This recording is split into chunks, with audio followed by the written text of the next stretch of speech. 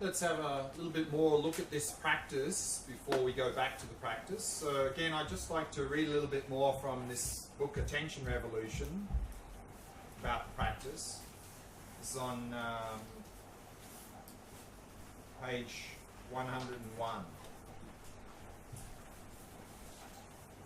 He says, when you first begin the practice of settling the mind in its natural state, you may have difficulty identifying the intangible domain of the mind. Or even if you do settle your awareness there, after some time your attention may become vague, disoriented, or spaced out. If you have difficulty identifying the domain of the mind, or sustaining attention there, consciously bring up a thought such as, what is the mind? And attend to it. Don't think about this question or try to answer it. Just observe the thought itself, watching it emerge in the field of consciousness and then dissolve back into that space. Once it's gone, keep your focus right where the thought was and see what comes up next. If you slip back into a kind of lax, mindless vacuity, deliberately generate the thought again and observe it with bare attention. When you become familiar with this practice, you will no longer need to generate such a thought to crystallize your awareness and locate your attention. That will happen by itself as thoughts arise and pass of their own accord. The practice of attending to the space of the mind and whatever events arise there is like taking a naturalist's field trip into the wilderness of your mind. When you first embark on this inward journey, you may perceive very little, but as you grow more accustomed to the practice, you will begin to identify an increasing quantity and range of mental phenomena. Some of them are discrete, like thoughts and images, while others are nebulous, like emotions and moods. This practice provides you with experiential access to a domain that cannot be observed with any of the instruments of modern science or technology. The most they can do is detect the neural and behavioral correlates of the phenomena you are observing directly. You have become a naturalist of the mind, and a whole new world is opening up to you that for most people remains largely unconscious. In this practice, the locus of awareness gradually descends from the superficial level of coarse mental activity that is immediately accessible through introspection down into the inner recesses of the mind that are normally below the threshold of consciousness. You discover in this training that the border between conscious and unconscious mental events shifts in relation to the degrees of relaxation, stability, and clarity of attention. Especially when you engage in this practice for many hours each day, for days, weeks, or months at a time, you dredge the depths of your own psyche. In doing so, you remember long forgotten experiences, both pleasant and unpleasant, and a wide range of desires and emotions. What happens here is a kind of luminously clear, discerning, free association of thoughts, mental images, memories, desires, fantasies, and emotions. You are plumbing the depths of your own mind, undistracted by external diversions. Once hidden phenomena are unmasked through the lack of suppression of whatever comes up. This is potentially an extraordinarily deep kind of therapy, and the more intensively you practice it, the more important it is to proceed under the guidance of an experienced, compassionate teacher.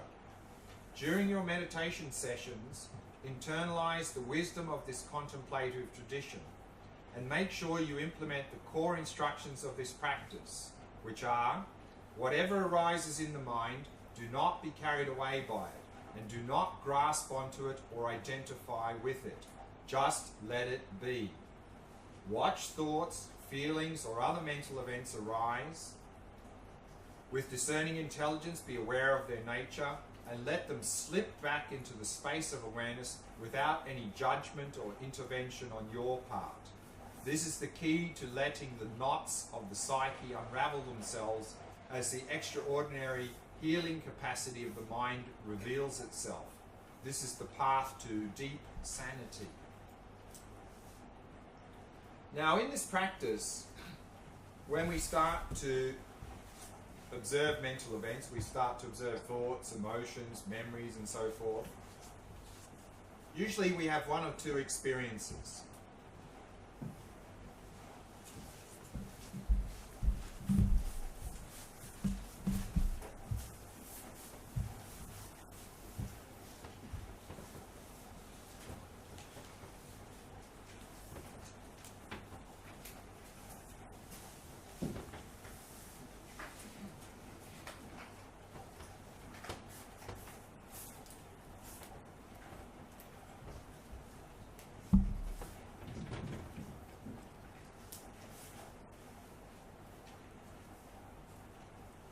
The most common experience we tend to have when we begin this practice is something comes up in the mind and then instantly we grab hold of it and off we go.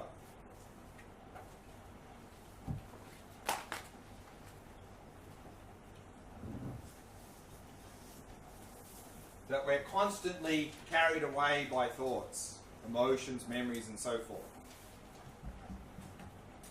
So there's a couple of things we can do here. Of course, the standard thing to do is, if we notice we've got caught up in a thought or emotion or memory, whatever, and got carried away, then as with all shamatha practices, relax, release, and return. But on top of that, there's a couple of extra things we can do to help us avoid getting carried away. One is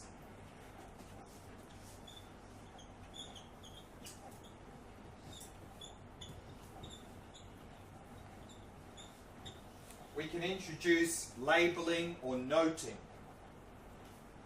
A little bit similar to the breath practice.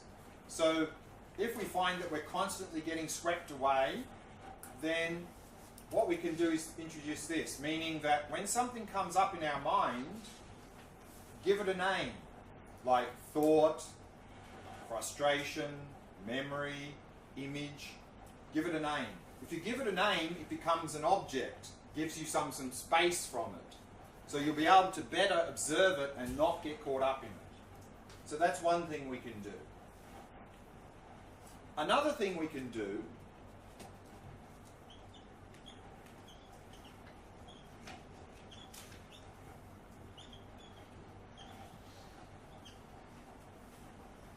is we can use the breath as an anchor. So if we find again we're constantly getting swept away, then what we can do is go back to the breath, and we can use any variation of the breath practice we find most comfortable. So we can use full body, abdomen, nostrils, whichever we prefer. And then we focus on the breath,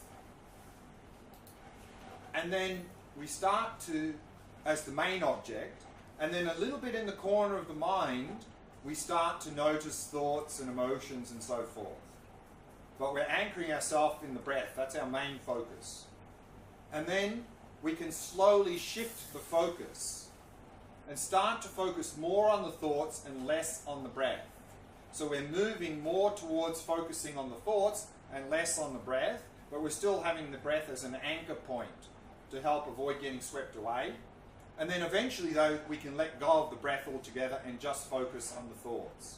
So we can use the breath as an anchor. That can help also avoid getting swept away all the time. Another thing we can do, because if we're constantly getting swept away, we might get very discouraged to thinking, oh, I can't do this practice at all. Then what we can do is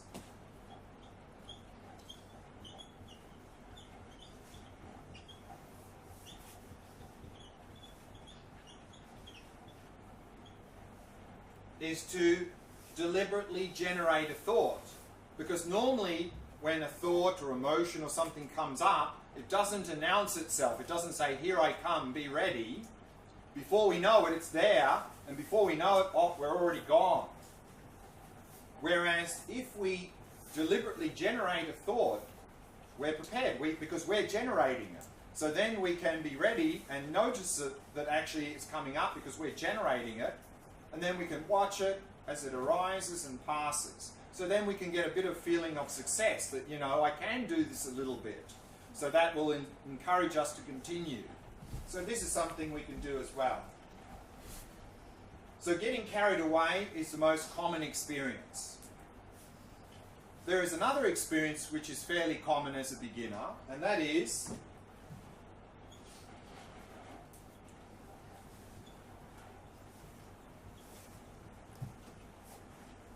that we watch and suddenly there's no thoughts, there's nothing there. And generally that's not because our mind has suddenly become still. There's a couple of reasons for this. One of the most common reasons is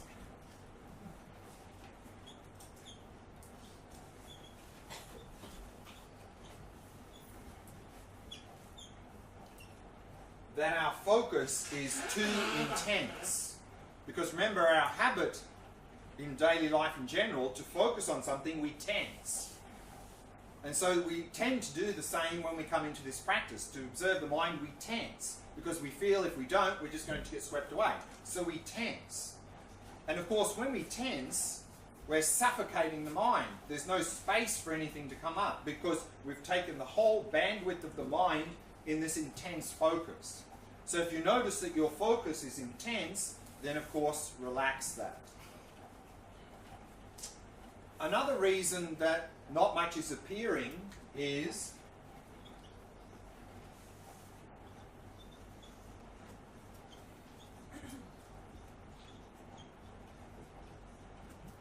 that we're lacking clarity. A little bit like when we start to focus here at the nostrils as a beginner, often we hardly notice anything at all. But that's not because there's no sensations here, it's because we're just simply lacking clarity.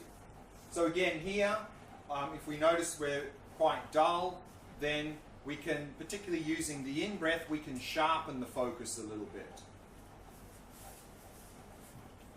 And then of course, if there is really no thoughts appearing, then it's not a time to just sort of go dull, but we are to observe that empty space.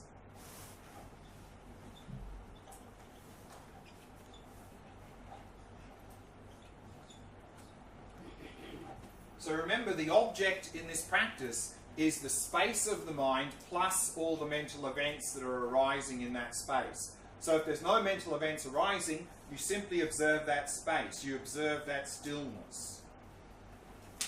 And then there's one other thing that often happens with no thoughts.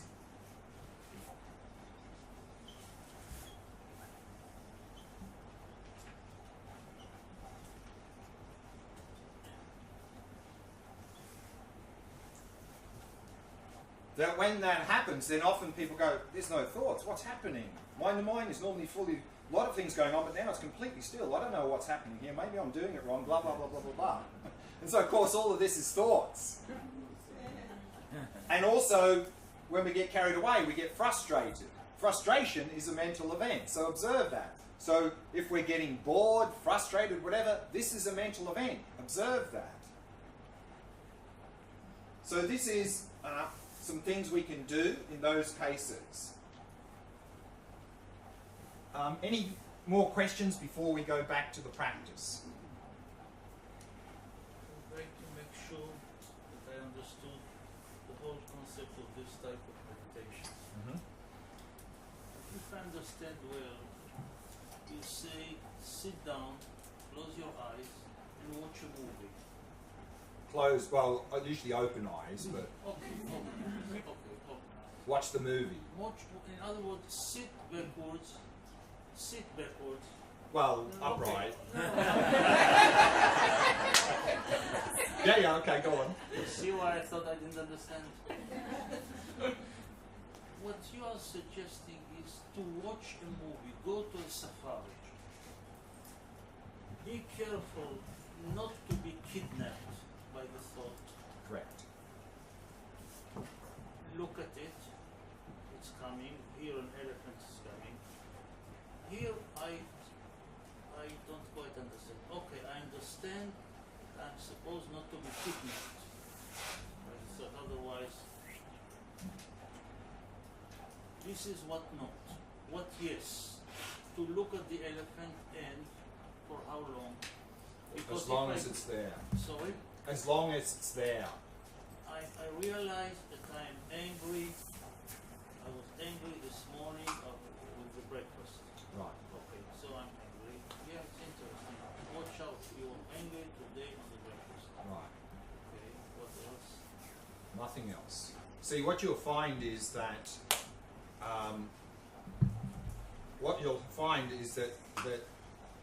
maybe let's use that example you said. You remember breakfast and you go, oh, I didn't like that breakfast. And then some anger rises. So in this practice, we are to observe that anger that's coming up. Normally, of course, what happens is we get caught up in it, we go over and over and blah, blah, blah, blah. Not helpful. So when you remember breakfast and then some anger comes up, then you observe the anger, which means now you're not observing the thing that's causing the anger. So there's nothing feeding it. So the anger can't go anywhere. It can't take, because you're observing it as an object, it can't affect your mind, so it'll temporarily arise and then gone. So what happens then is we're developing the habit of not getting caught up in our anger. I'm doing it without meditation. I'm doing it in everyday life. Correct. And I hope we are doing it. This is the daily life practice connected to this. The daily life practice connected with this is, in daily life, when you notice thoughts and emotions coming up, is not to get caught up in them. Very good. In meditation, if we do this quietly sitting, what will happen is we'll be able to take that further. Meaning that we'll be able to less and less get caught up, and our mind will naturally become more quiet and still because we're in that state. Whereas in daily life, because of all the stimulus and our mind is not so quiet and focused, it's harder to do that. We will, in fact, we need to do that to progress, but again, we can only make so much progress in daily life. To go much further, we need to add the meditation to that. If we do those two things together, then we can really take that a long way. So in this answer, there's no active stage of letting go, it goes. Letting go, I mean, in the best case scenario, we've not grasped. I mean, what will happen, of course, is we will start to grasp, and then we'll see that, and then by looking, then there's no grasping. You can't, because grasping is caught up. So as soon as we look, the grasping is gone. It's gone. We don't need to do anything more, because by looking at anger as an object, that means the grasping is not there, because grasping is you're identifying with it. Maybe someone who hasn't asked a question, or not many. And then I need clarification about the. Sorry, didn't catch. I need clarification about the components, Right. the mind. Yeah. You're referring the mind as a mental screen. That's one analogy. I need a better analogy to grasp it, because Okay. it's a little bit vague. And my second question, Sure. What is the one who is watching? Good. So another analogy that I think Alan Wallace used is that the mind is like the sky, and that the clouds moving through the sky are like is the thoughts. So what we can appreciate from this, the mind is not a thing. It's not a thing that we can look at. It's more the space where everything arises. So that's one thing. The next is, the question is, who is doing this observing? This is a question for Vipassana practice. Vipassana is asking these questions. Who's the one who's observing? Is there a separate observer to what's being observed or not? In the shamatha practice, that's not the right time to ask these questions. Vipassana, that's the right time to ask this question. And then, of course, we investigate that and see what we can find. How, during the meditation, how indeed I can do the separation between experience the thought or observing the thought? And all the time I mix up with it. I see the thought indeed, but I don't know where is the border between experience and then just Yeah. to observe it. Again, a little bit I think I mentioned earlier, to notice the difference between whether we are actually observing or we're getting caught up is what is the focus. If we're getting caught up, we're focusing on what the thought is about. Like again, if we have a thought about the cup, then if our focus is the cup, then we're caught up in the thought. If there's a thought about the cup and the focus is the actual thought, then we're not caught up. It just happens to be about the cup. So that's the difference. Another way to check whether we're caught up or not is that, is there a thread to what's appearing? Is there like sort of a bit of a story unfolding? If there's a connection, then that's a sign that there's some grasping. If you have less and less grasping, you'll find that the mental events will be very disjointed and have no relationship to each other. There'll be just sort of random things coming up. If there's more of a story unfolding, then that's a sign that we're grasping. And if you have any feeling also. Exactly. And if you have a preference, for this thought over that thought, or a preference for the mind to be still, then there's grasping. So we have no preference from one thought over another, and no preference to even have the mind still than having thoughts. That's another sign there's no grasping if there's no preference. Even if we talk about memory or images, it's the same thing. Yeah, right? same, no preference. Because again, in this practice, in some ways we can say it's actually better to have thoughts, because then there's actually something to look at. If there's no thoughts, I think there can be a great danger of just sort of spacing out because there's nothing really to look at. I have questions about the labeling or noting. Sure. I did that when I was meditating, but that's also a mental activity.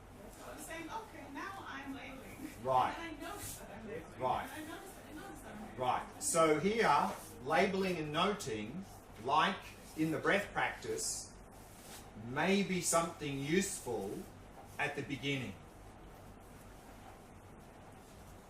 And of course, if we overdo it, then it's not helpful. It becomes commentary on commentary on commentary.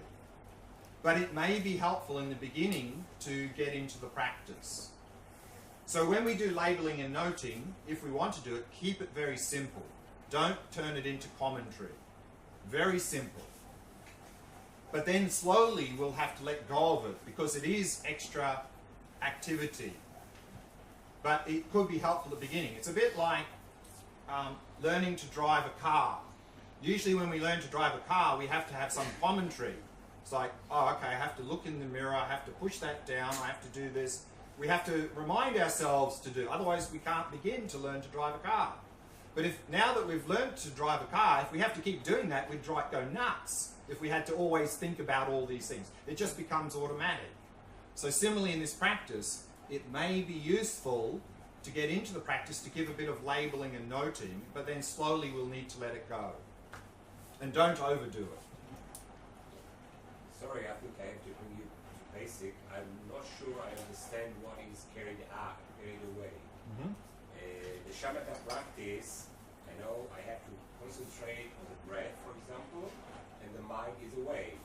Now, Sorry, the mind is away. the mind, it means that I try to avoid distractions by the mind. Yeah. And now the mind is the center, so it is full of the whole thoughts. Correct. What should I carry away then? Carried away is when you identify with that thought and follow it. That's carried away. If we could keep the thought as an object, it's a bit like watching a movie versus getting completely caught up in the movie. We're watching the movie without getting caught up in it. Once, without carried away or thought is coming up, once I look at it, it's gone. Very good. Very good. So there's nothing to look at. And then sometimes it's come again, the same thought. Very good. Maybe So, when I want to talk later, so the mind is going on. right, yeah. So I think there was a comment earlier saying that they only notice the thought after the event. That a thought has arisen and then afterwards, oh, there was a thought. So the And that's what's going to happen. A thought will arise, we'll get caught up in it a bit, and then we'll notice it, and then as soon as we notice it, of course, the grasping is gone and finished. We notice retrospectively there was a thought. But we'll notice, once our mindfulness improves, that'll move back, and we'll start to notice it as it's arising. And if we notice it as it's arising, and we're not getting caught up in it, it can't go anywhere, so it'll go, it'll go instantly. Yeah, that's what I mean, but then there's no thought. So then you observe the space that's left over until the next thing appears in that space. And the more you go into the practice, you'll find that as a beginner, often there's one thought after another. It's just like endless. As we go into the practice and we're not getting caught up and feeding, you're going to start to notice gaps between when one thought finishes and the next thought starts. And those gaps will get bigger and bigger and bigger. And eventually then your mind will be completely still. And also with the feelings, it's easier to watch, like they last longer. So what happens is that these mental events come with a certain energy to them. And often emotions have more energy. So as the emotion is arising and we watch it, often it'll last a little bit longer because it's arising quite strongly, whereas a thought doesn't have that strength often. Back to the safari, the emphasis is not the elephant, but the emotion that arose because of the elephant. Well, I think he's using the analogy of the elephant could be a thought, emotion, or anything.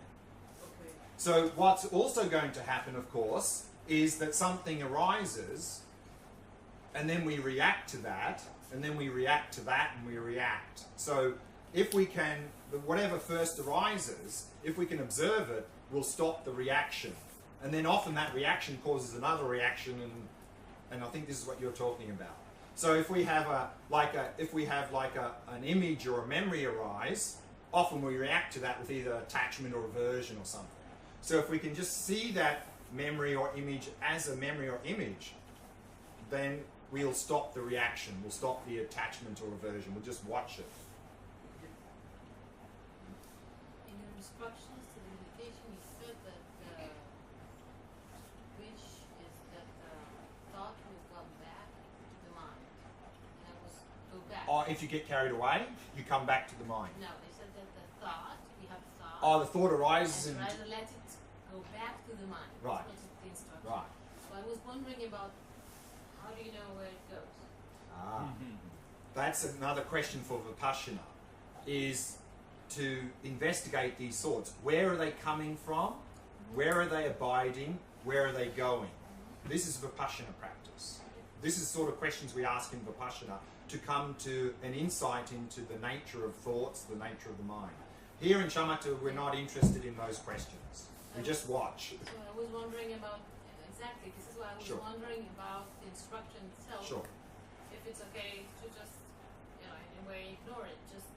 Well, just to watch the thought arise and pass. It doesn't matter exactly. where it comes from or where it goes. No, no. Is there sometimes maybe an emotion or a thought that are too troubling, too hard to practice shamatha on, or when I'm in this state, or should I just do vipassana before? So, of course, now we have a strong habit of always getting caught up, either identifying and following, or if we don't like it, suppressing. So what we're going to notice in the beginning stages, we're going to be able to observe thoughts and emotions and things that don't have a lot of charge to them. We'll be able to watch them. Things that have a bit of charge to them, we'll still get caught up. But the more we do it, the more you'll find bigger and bigger and bigger mental events. We'll be able to simply watch them without reacting to them. So this, of course, takes time to get to that. And we can get to the point where we can observe everything without reacting.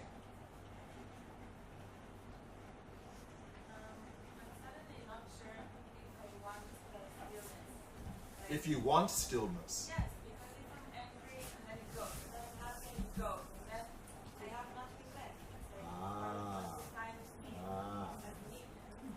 what you will find is that the joy you get from stillness far outweighs any pleasurable experience. But you have to experience that yourself.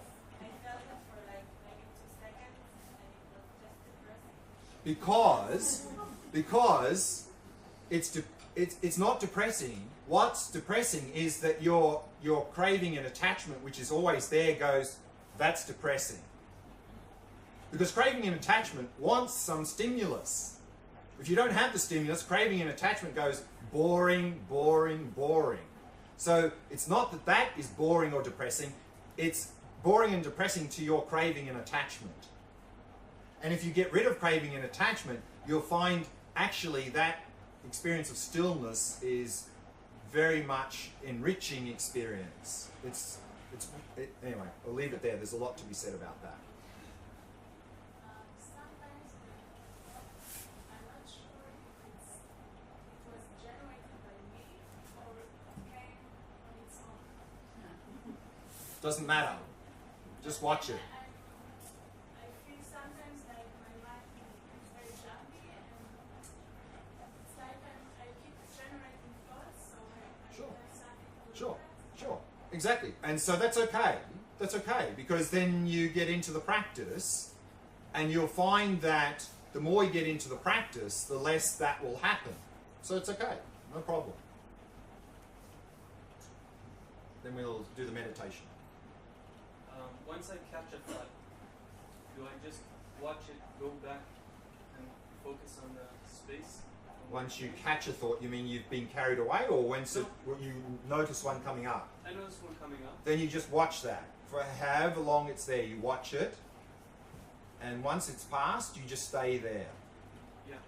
So I noticed that I actually have an option there to let also its associations unravel and watch them. Yeah, but then you've grasped to the thought. If there's associations happening, it means you're not looking at the thought, you're grasping, you're identifying.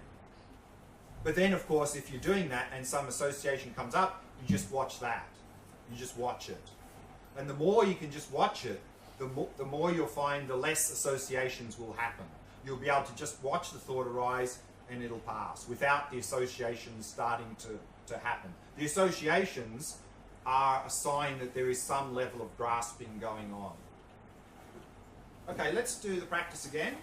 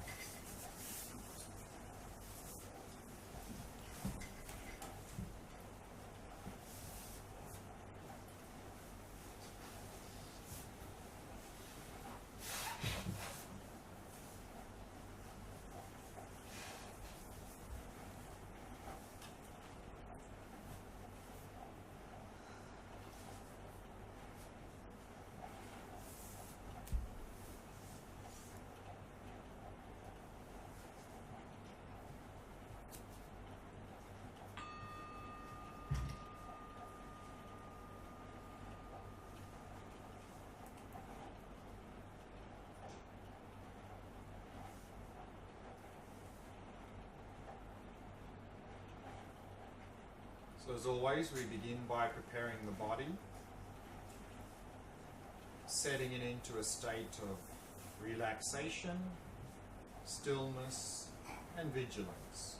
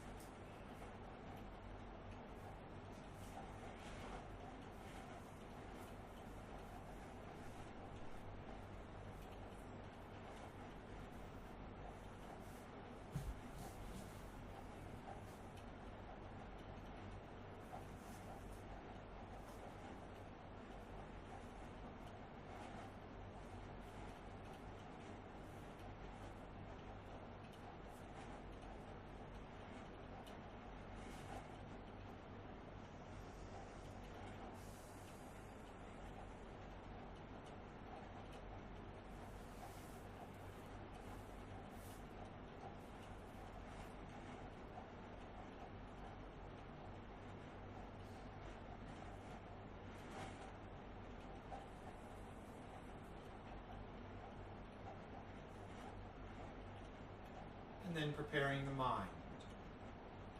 Simply bringing the mind into the present moment through focusing on the sensations of the breath throughout the body.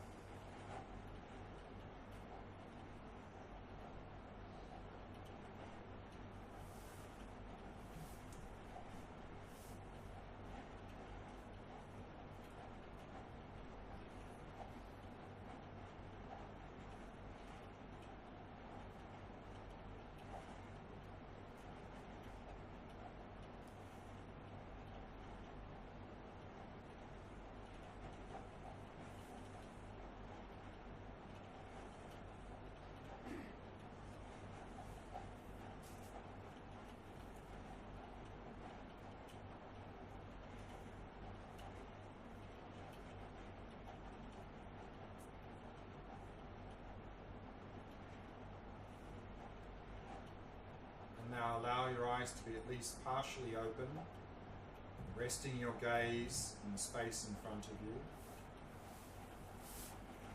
keeping the eyes soft and relaxed. And now bring your attention to your own mind and observe your own mind and whatever is arising in the space of the mind.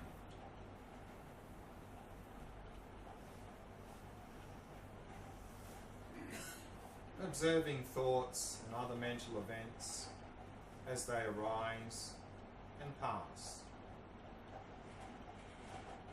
without following them, without trying to get rid of them.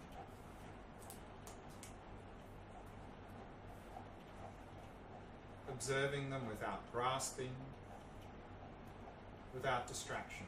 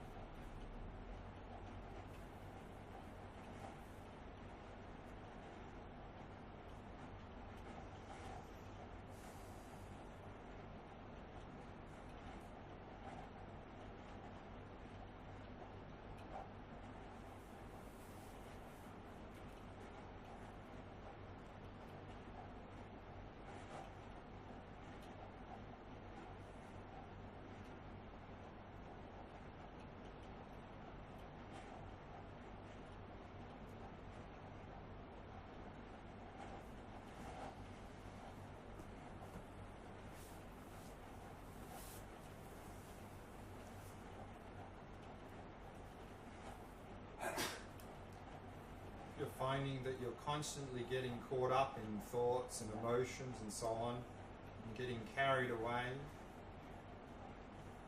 you may like to experiment with labeling or noting. So that is, give a name to the mental event. And that way you can get some space from that mental event and less likely to get caught up in it.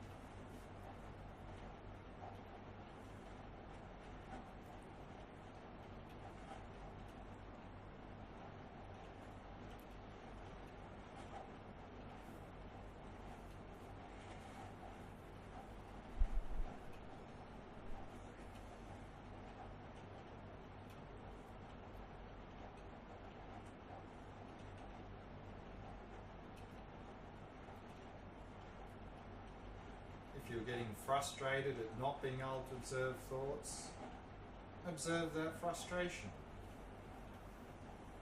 Perhaps you're getting bored with the practice, then observe that boredom.